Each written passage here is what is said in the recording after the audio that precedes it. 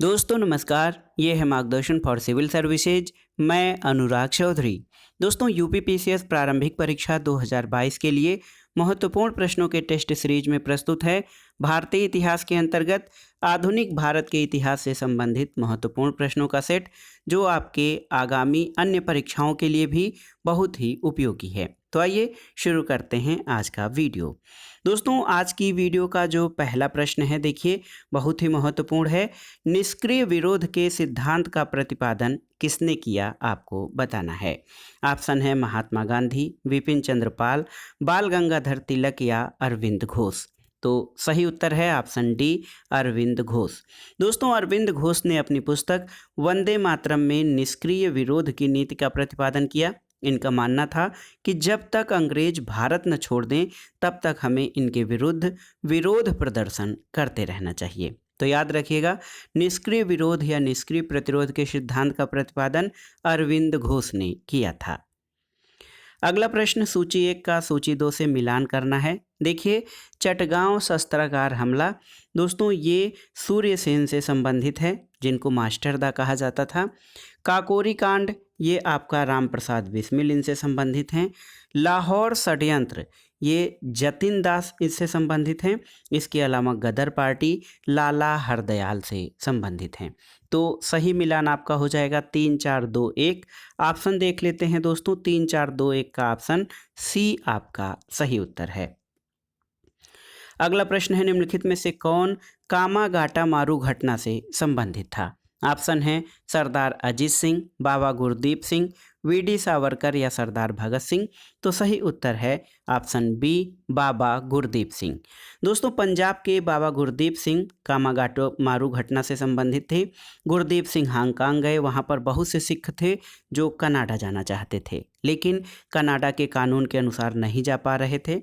1914 में गुरदीप सिंह एक जापानी जहाज कामागाटा मारू को किराए पर प्राप्त किए और 376 यात्रियों को लेकर कनाडा स्थित वैंकूवर बंदरगाह पहुंचे, लेकिन कनाडा के अधिकारियों ने यात्रियों को उतरने की इजाज़त नहीं दी। अब ये यात्री कनाडा से भारत के लिए रवाना हुए।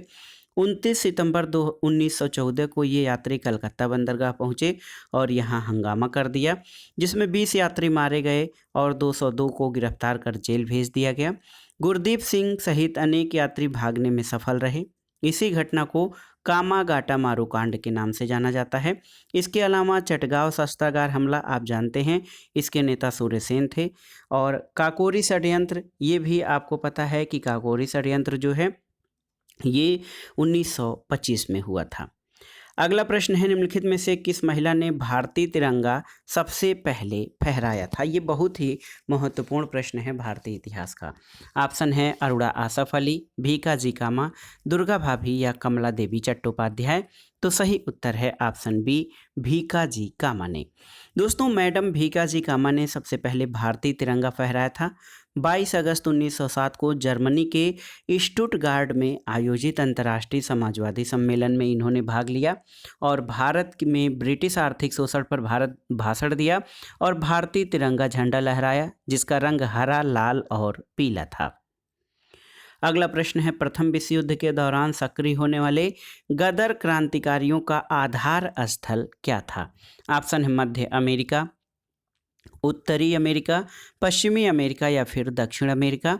तो सही उत्तर है उत्तरी अमेरिका। गदर दल के क्रांतिकारियों का आधार उत्तरी अमेरिका यानी संयुक्त राज्य अमेरिका का सैन फ्रांसिस्को नगर था और यहीं से गदर पार्टी के क्रांतिकारियों ने अपना आंदोलन बुलंद किया था। अगला प्रश्न है, चंपारण में 3 कठिया प्रथा का तात्पर्य क्या था।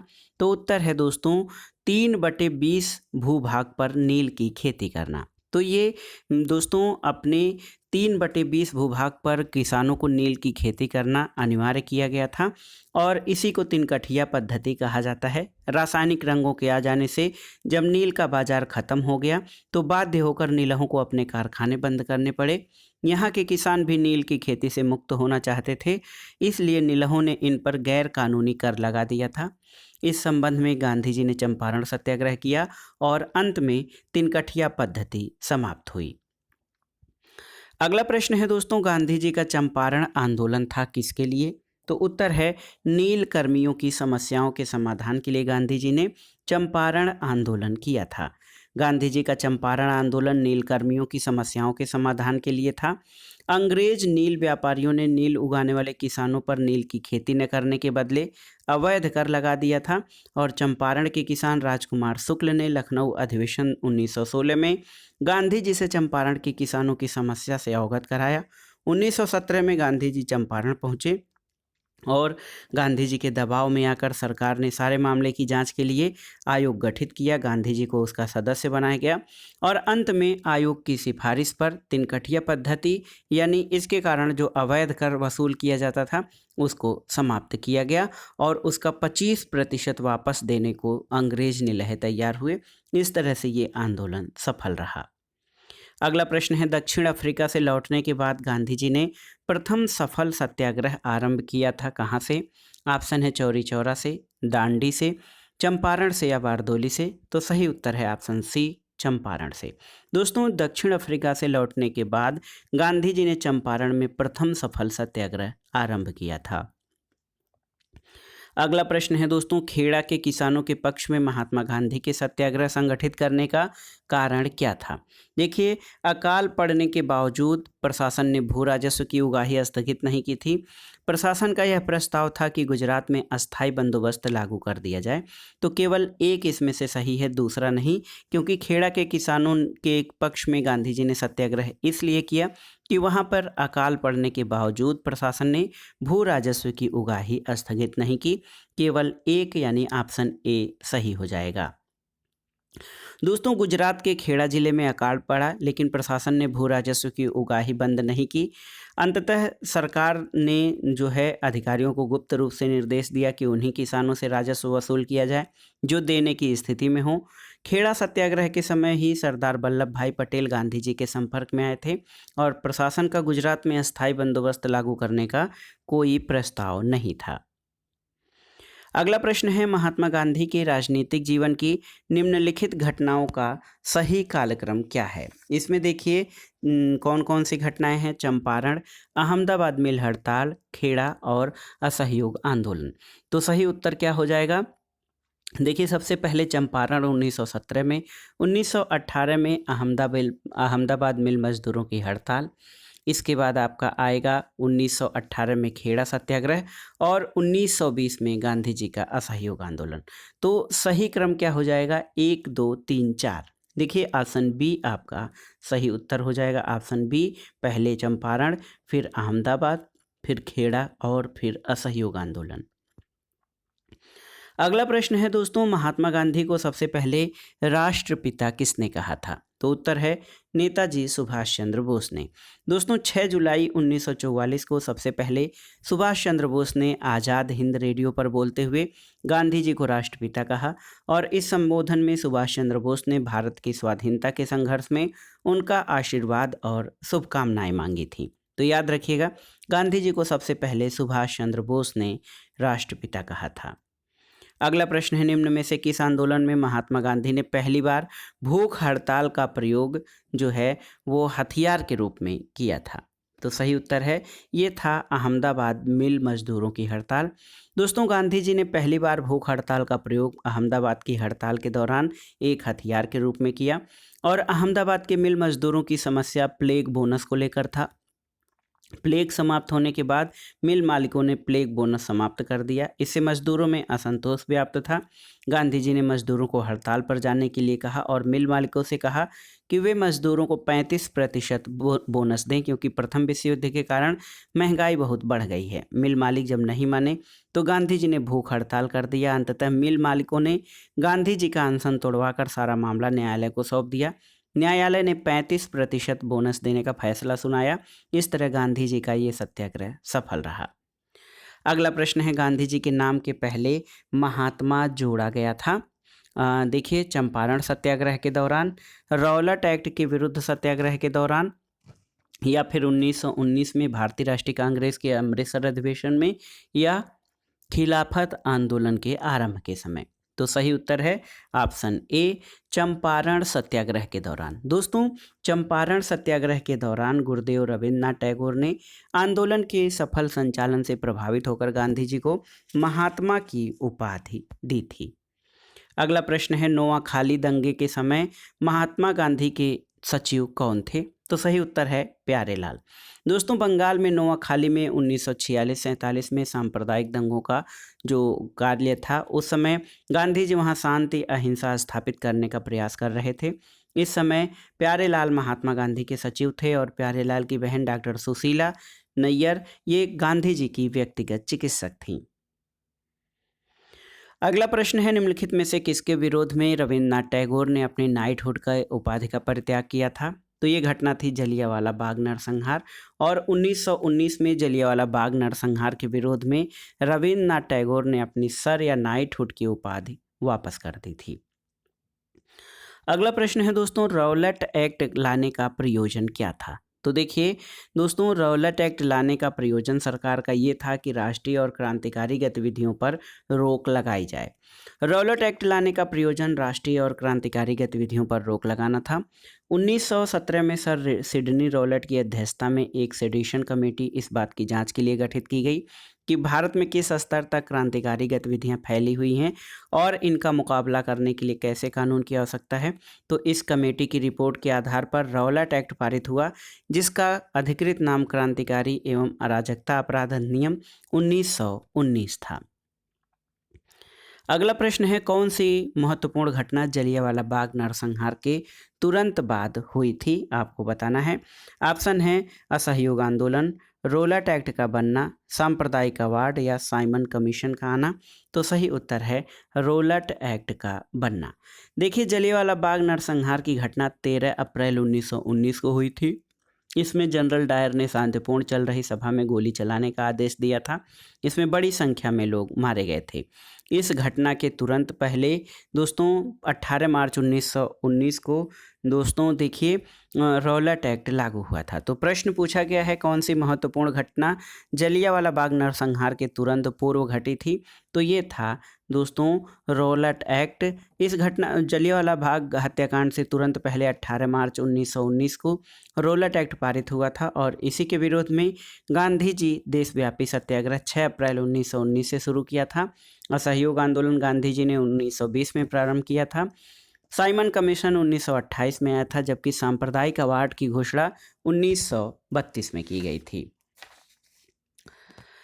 अगला प्रश्न है दोस्तों, निम्नलिखित में किसके विरोध में रविन्द्रनाथ टैगोर ने अपनी नाइटहुड की उपाधि का परित्याग किया था? तो आप जानते हैं रविन्द्रनाथ टैगोर ने दोस्तों जलियांवाला बाग नरसंहार के विरोध में अपनी नाइटहुड की उपाधि लाने का परित्याग किया था। इसके अलावा ये प्रश्न हो चुका है कि रौलट एक्ट लाने का प्रयोजन तो राष्ट्रीय और क्रांतिकारी गतिविधियों पर रोक लगाने के लिए, और कौन सी घटना जलियांवाला बाग नरसंहार के तुरंत पूर्व घटी थी? तो दोस्तों जलियांवाला बाग नरसंहार के तुरंत पूर्व रौलट एक्ट पारित किया गया था। अगला प्रश्न है, निम्नलिखित में से किसने महात्मा गांधी की खिलाफत आंदोलन में भागीदारी की भर्त्सना की थी? देखिए, बहुत ही महत्वपूर्ण है। ऑप्शन है मोहम्मद अली, शौकत अली, अबुल कलाम आज़ाद या मोहम्मद अली जिन्ना। तो सही उत्तर है मोहम्मद अली जिन्ना। देखिए दोस्तों, मोहम्मद अली जिन्ना ने महात्मा गांधी को खिलाफत आंदोलन में भाग लेने की भर्त्सना की थी। मोहम्मद अली जिन्ना का कहना था कि गांधी जी मुस्लिम धार्मिक नेताओं द्वारा प्रारंभ किए गए खिलाफत आंदोलन से दूर रहें। जिन्ना ने गांधी जी को सावधान भी किया था कि खिलाफत आंदोलन को स्वतंत्रता आंदोलन से न जोड़ें। उन्होंने महात्मा गांधी को सलाह दी थी कि राजनीति को धर्म से न जोड़ें, इससे मुस्लिम धार्मिक नेताओं और उनके अनुयायियों के कट्टरपन को प्रोत्साहन मिलेगा। अगला प्रश्न है, निम्नांकित में से किसका सुमेलन नहीं है? देखिए, इसमें है 1885 भारतीय राष्ट्रीय कांग्रेस की स्थापना, सही है। 1905 में बंगाल विभाजन, ये भी सही है। 1909 का मार्लेमेंटो सुधार, ये भी सही है। और असहयोग आंदोलन 1930। तो दोस्तों असहयोग आंदोलन का प्रारंभ 1 अगस्त याद रखिएगा 1920 को हुआ था, न कि 1930 में। तो देखिए दोस्तों, ऑप्शन डी आपका सही सुमेलित नहीं है। 1885 में भारतीय राष्ट्रीय कांग्रेस की स्थापना हुई थी। इसके संस्थापक ए.ओ. ह्यूम थे। लॉर्ड कर्जन के समय में 1905 में बंगाल विभाजन हुआ था और 1909 में पार्लियामेंटो सुधार लाया गया, जिसको 1909 का अधिनियम कहा जाता है।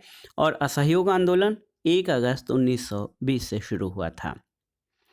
अगला प्रश्न है, साइमन कमीशन के आने के विरुद्ध भारतीय जन आंदोलन क्यों हुआ? तो देखिए दोस्तों, साइमन कमीशन में कोई भी सदस्य भारतीय नहीं था। इसका बहुत व्यापक विरोध हुआ था और नवंबर 1927 में दोस्तों साइमन कमीशन की घोषणा के बाद इसमें कुल 7 सदस्य थे, जो सभी अंग्रेज थे और ब्रिटिश संसद के सदस्य थे। साइमन इसके अध्यक्ष थे। साइमन कमीशन में कोई भारतीय सदस्य नहीं था। इसी कारण साइमन कमीशन आने के विरुद्ध भारतीय जन आंदोलन हुआ। चूँकि इसके सभी सदस्य अंग्रेज थे, इसलिए इसे व्हाइट कमीशन या श्वेत कमीशन भी कहा जाता है।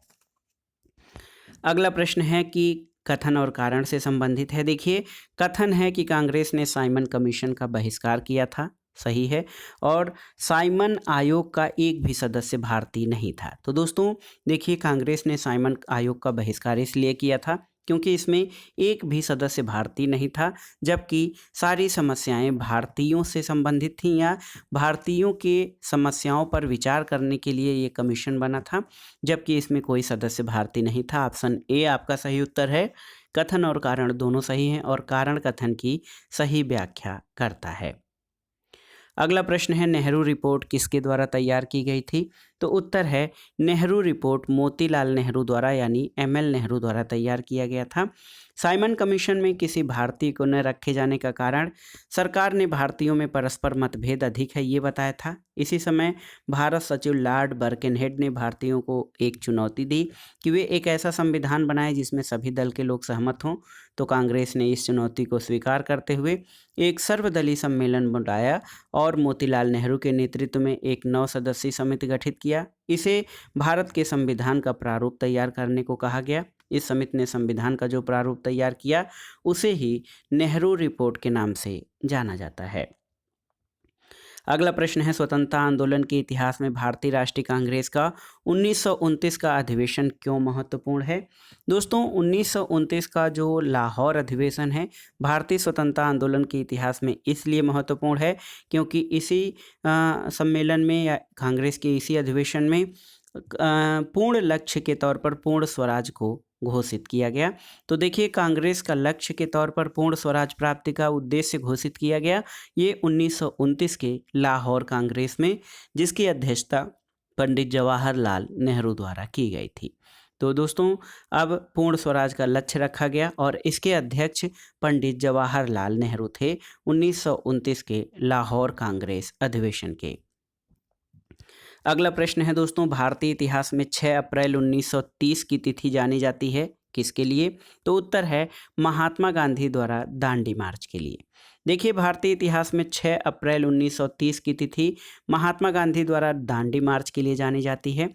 वस्तुतः गांधी जी 6 अप्रैल 1930 को ही दांडी में नमक हाथ में लेकर नमक कानून तोड़ा था और इसके बाद पूरे देश में नमक सत्याग्रह शुरू हुआ था। अगला प्रश्न है, भारतीय स्वाधीनता संघर्ष से संबंधित निम्नलिखित घटनाओं को उनके सही क्रम में रखकर सही कोड से चयनित कीजिए। देखिए, द्वितीय गोलमेज सम्मेलन। तो दोस्तों द्वितीय गोलमेज सम्मेलन जो है ये 7 सितंबर 1931 को शुरू हुआ था लंदन में। भारतीय राष्ट्रीय कांग्रेस का कराची अधिवेशन ये दोस्तों 26 मार्च से 29 मार्च 1931 तक।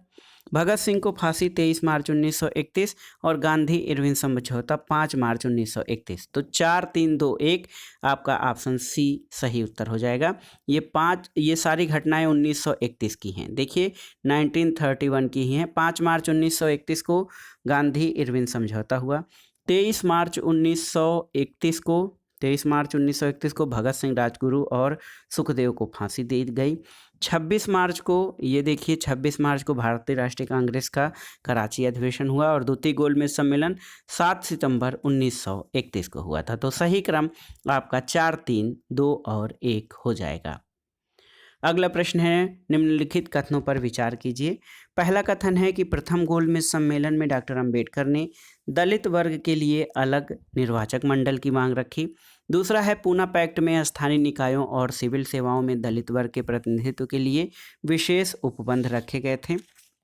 तीसरा है कि तृतीय गोलमेज सम्मेलन में भारतीय राष्ट्रीय कांग्रेस ने भाग नहीं लिया था। इसमें आपका कौन सा सही है? तो देखिए दोस्तों, इसमें तीनों ही कथन सही हैं। 1, 2, 3 तीनों ही सही हैं, क्योंकि तृतीय गोलमेज सम्मेलन में कांग्रेस का कोई भी प्रतिनिधि उपस्थित नहीं हुआ।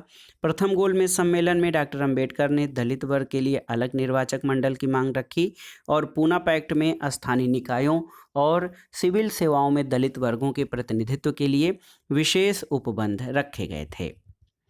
अगला प्रश्न है, 1932 में महात्मा गांधी ने मरण पर्यंत उपवास प्रधानता क्यों किया था? तो सही उत्तर है, इसका सही जवाब है कि रैमजे मैकडोनाल्ड ने सांप्रदायिक अधिनिर्णय या कम्युनल अवार्ड की घोषणा की थी। इसी के विरोध में गांधी जी ने आमरण अनशन रखा था।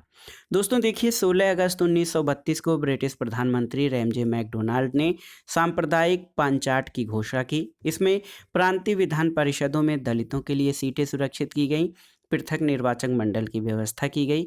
इसी के विरोध में 20 सितंबर 1932 को महात्मा गांधी मरण पर्यंत उपवास प्रारंभ किए। अंततः 26 सितंबर 1932 को गांधी जी और अंबेडकर के बीच पूना पैक्ट हुआ। इसके द्वारा पृथक निर्वाचक मंडल समाप्त किया गया, लेकिन प्रांतीय विधान परिषदों में दलितों के लिए सुरक्षित सीटों की संख्या 71 से बढ़ाकर 147 कर दी गई। अगला प्रश्न है दोस्तों, 1937 के चुनाव में कितने प्रांतों में कांग्रेस का मंत्रिमंडल बना था? तो ये थे 6 प्रांत। देखिए, 1937 के चुनाव में 6 प्रांतों में कांग्रेस ने स्वतंत्र रूप से सरकार बनाई। मद्रास, बम्बई, मध्य प्रांत, संयुक्त प्रांत, बिहार और उड़ीसा। बाद में कांग्रेस ने पश्चिमोत्तर सीमा प्रांत में और असम में भी अन्य दलों के सहयोग से सरकार बनाई थी। अगला प्रश्न है, कांग्रेस प्रशासित प्रदेशों में मुसलमानों की शिकायतों से संबंधित रिपोर्टों पर विचार कीजिए। देखिए, ये प्रश्न बहुत ही महत्वपूर्ण है। Pirpur report, Sharif report, Muslim sufferings under Congress rule. तो नीचे दिए गए कूट में इस रिपोर्टों का सही क्रम क्या है? तो सही क्रम होगा दोस्तों 1, 2, 3। ऐसा इसलिए क्योंकि देख सकते हैं आप, मुस्लिम लीग ने कांग्रेस शासित प्रदेशों की सरकारों पर ये आरोप लगाया कि यहाँ रहने वाले मुसलमानों पर अत्याचार हो रहा है। कांग्रेस प्रशासित प्रदेशों में मुस्लिमों की शिकायतों से संबंधित 1938 में पीरपुर रिपोर्ट आई, 1939 में शरीफ रिपोर्ट और दिसंबर 1939 में Muslim sufferings under Congress rule report आई और ये रिपोर्ट फजलुल हक रिपोर्ट के नाम से जानी जाती है। तो पीरपुर 1938 और शरीफ रिपोर्ट 1939, मुस्लिम सफरिंग अंडर कांग्रेस रूल ये भी 1939 का अधिनियम है। तो 1, 2, 3 आपका सही क्रम हो जाएगा। अगला प्रश्न है, द्वितीय विश्व युद्ध के संबंध में भारतीय राष्ट्रीय कांग्रेस की नीति क्या थी? तो उत्तर है दोस्तों, द्वितीय विश्व युद्ध के संबंध में भारतीय राष्ट्रीय कांग्रेस की नीति पूर्ण स्वतंत्रता का आश्वासन मिलने पर ब्रिटेन का सहयोग करना था। देखिए, द्वितीय विश्व युद्ध में ब्रिटिश सरकार द्वारा भारत को सम्मिलित किए जाने का कांग्रेस ने विरोध किया था। इस युद्ध के संबंध में भारतीय राष्ट्रीय कांग्रेस की ये नीति थी कि पूर्ण स्वतंत्रता का आश्वासन मिलने पर ब्रिटेन का सहयोग किया जाएगा। अगला प्रश्न है कि ये कथन कि नेहरू एक राष्ट्रभक्त है जबकि जिन्ना एक राजनीतिज्ञ है, ये किसने कहा था? ऑप्शन है एम के गांधी, मौलाना अबुल कलाम आज़ाद, सर मोहम्मद इकबाल या खान अब्दुल गफ्फार खां। तो सही उत्तर है दोस्तों option C, sir Mohammad Iqbal Khan. देखिए, नेहरू एक राष्ट्रभक्त है जबकि जिन्ना एक राजनीतिज्ञ, ये मोहम्मद इकबाल द्वारा व्यक्त किया गया था। इस तथ्य की जानकारी जवाहरलाल नेहरू द्वारा लिखित ग्रंथ डिस्कवरी ऑफ इंडिया से मिलती है। इसमें नेहरू लिखे हैं कि मोहम्मद इकबाल एक मुलाकात में उनसे ये बात कही थी। अगला प्रश्न है दोस्तों, व्यक्तिगत सत्याग्रह में विनोबा भावे को प्रथम सत्याग्रही चुना गया था। दूसरे सत्याग्रही कौन थे? ऑप्शन है डॉक्टर राजेंद्र प्रसाद, पंडित जवाहरलाल नेहरू, सी राजगोपालाचारी या सरदार वल्लभ भाई पटेल। तो सही उत्तर है ऑप्शन बी, पंडित जवाहरलाल नेहरू। देखिए दोस्तों, द्वितीय विश्व युद्ध से अपने को अलग सिद्ध करने के लिए और अगस्त प्रस्ताव के विरोध में कांग्रेस ने व्यक्तिगत सत्याग्रह आरंभ किया। व्यक्तिगत सत्याग्रह की विचारधारा गांधी जी की थी। इससे जिसमें गांधी जी जिसको नामित करेंगे वही व्यक्तिगत सत्याग्रह कर सकता था और यह ब्रिटिश सरकार का भारत नीति के प्रति नैतिक विरोध था।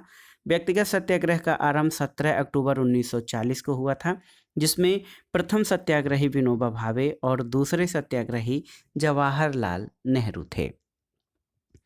अगला प्रश्न है, किसकी दृष्टि में क्रिप्स प्रस्ताव एक टूटते हुए बैंक के नाम एक उत्तर दिनांकित चेक था? तो सही उत्तर है ये गांधी जी का कथन है, जिन्होंने क्रिप्स मिशन प्रस्ताव को एक टूटते हुए बैंक के नाम एक उत्तर दिनांकित यानी पोस्ट डेटेड चेक की संज्ञा दी थी। नेहरू ने इसे अग्रिम तिथि का चेक कहा था। अगला प्रश्न है दोस्तों, 8 अगस्त 1942 में कांग्रेस ने भारत छोड़ो आंदोलन कहाँ से प्रारंभ किया था? तो उत्तर है बम्बई से। दोस्तों 8 अगस्त 1942 को कांग्रेस ने भारत छोड़ो आंदोलन बम्बई में प्रारंभ किया। वस्तुतः कांग्रेस का विशेष अधिवेशन 8 अगस्त 1942 को बम्बई में हुआ था और यहीं पर कांग्रेस ने भारत छोड़ो आंदोलन का प्रस्ताव पारित किया और गांधी जी ने करो या मरो का नारा दिया था। अगला प्रश्न है, निम्नलिखित में से कौन भारतीय राष्ट्रीय कांग्रेस का लगातार 6 वर्षों तक अध्यक्ष था? तो ये थे अबुल कलाम आज़ाद। दोस्तों मौलाना अबुल कलाम आज़ाद भारतीय राष्ट्रीय कांग्रेस के लगातार 6 वर्षों तक अध्यक्ष रहे। ये स्वतंत्रता के पहले सबसे अधिक समय तक कांग्रेस के अध्यक्ष थे। 1940 के रामगढ़ अधिवेशन में ये अध्यक्ष बने। 1942 के बम्बई के विशेष अधिवेशन की अध्यक्षता भी इन्होंने की और 1941 से 1945 तक कांग्रेस का कोई अधिवेशन नहीं हुआ था। अतः 6 वर्षों तक ये कांग्रेस के अध्यक्ष रहे थे। अगला प्रश्न है, सुभाष चंद्र बोस ने स्वतंत्र भारत की अंतरिम सरकार की स्थापना की घोषणा कब की थी? तो ये तिथि थी 21 अक्टूबर 1943। दोस्तों याद रखिएगा, सुभाष चंद्र बोस ने स्वतंत्र भारत की अंतरिम सरकार की स्थापना 21 अक्टूबर 1943 को सिंगापुर में किया। इस सरकार के ये स्वयं राष्ट्रपति एवं प्रधानमंत्री थे और इस सरकार को जापान सहित 9 देशों ने मान्यता दी थी। सुभाष चंद्र बोस ने द्वितीय विश्व युद्ध में मित्र राष्ट्रों के विरुद्ध जापान की तरफ से सम्मिलित होने की घोषणा की थी। अगला प्रश्न है, निम्न में से किस एक ने भारत के लिए त्रिस्तरीय शासन व्यवस्था का प्रस्ताव रखा था? नेहरू समिति, साइमन कमीशन, क्रिप्स मिशन या कैबिनेट मिशन? तो सही उत्तर है ऑप्शन डी, कैबिनेट मिशन। दोस्तों कैबिनेट मिशन ने भारत के लिए त्रिस्तरीय शासन व्यवस्था का प्रस्ताव रखा। कैबिनेट मिशन की घोषणा 19 फरवरी 1946 को प्रधानमंत्री इटली ने की थी। ये मिशन सत्ता के हस्तांतरण से संबंधित लघुकालीन और दीर्घकालीन व्यवस्था बनाने के उद्देश्य से मार्च 1946 में भारत पहुंचा। इसने त्रिस्तरीय शासन व्यवस्था को सुझाया था। इसमें प्रांतों को अ, ब और स 3 श्रेणियों में विभाजित किया गया था। अगला प्रश्न देखते हैं दोस्तों, बहुत ही महत्वपूर्ण प्रश्न है कि संविधान सभा का पहला सत्र कब आयोजित किया गया था? तो ये तिथि थी 9 दिसंबर 1946। ऑप्शन सी देख सकते हैं। दोस्तों संविधान सभा का पहला सत्र 9 दिसंबर 1946 को दिल्ली में हुआ था। इसके अस्थायी अध्यक्ष सच्चिदानंद सिन्हा थे और 11 दिसंबर 1946 को संविधान सभा ने डॉक्टर राजेंद्र प्रसाद को अस्थायी अध्यक्ष चुना था। आज की वीडियो का अंतिम प्रश्न है दोस्तों, वेदों की ओर लौटो यानी बैक टू द वेदास का नारा किसने दिया था? तो ये आर्य समाज के संस्थापक और हिंदू धर्म के मार्टिन लूथर कहे जाने वाले स्वामी दयानंद सरस्वती का नारा था, वेदों की ओर लौटो। और इन्होंने वेदों को प्रतिष्ठित करने और वेदों के ज्ञान को सर्वोत्तम ज्ञान माना था। तो दोस्तों ये था आज का वीडियो। यूपीपीसीएस प्रारंभिक परीक्षा के लिए महत्वपूर्ण प्रश्नों के टेस्ट सीरीज में हमने भारतीय इतिहास के उन महत्वपूर्ण प्रश्नों को शामिल किया जो आगामी परीक्षाओं के लिए, इसके अलावा पीसीएस के अलावा अन्य परीक्षाओं जैसे आरओ, लोअर पीसीएस, अधीनस्थ सेवा चयन आयोग द्वारा आयोजित परीक्षाओं और अन्य परीक्षाओं जैसे जीआईसी प्रवक्ता, यूजीसी नेट के अंतर्गत जो सामान्य अध्ययन के प्रश्न पूछे जाते हैं उनके लिए महत्वपूर्ण है। साथ ही साथ ये प्रश्न दोस्तों अध्यापक भर्ती परीक्षाओं जैसे एलटी ग्रेड, टीजीटी, पीजीटी देखिए, इसके अलावा गवर्नमेंट इंटर कॉलेज प्रवक्ता, इतिहास विषय के लिए ये सारे प्रश्न बहुत ही उपयोगी हैं। उसके लिए भी आप इन प्रश्नों का प्रयोग कर सकते हैं। वीडियो आपको कैसा लगा हमें कमेंट बॉक्स में ज़रूर बताइएगा। वीडियो को लाइक करें, शेयर करें और इस चैनल मार्गदर्शन फॉर सिविल सर्विस को सब्सक्राइब करें। वीडियो देखने के लिए धन्यवाद दोस्तों। नमस्कार।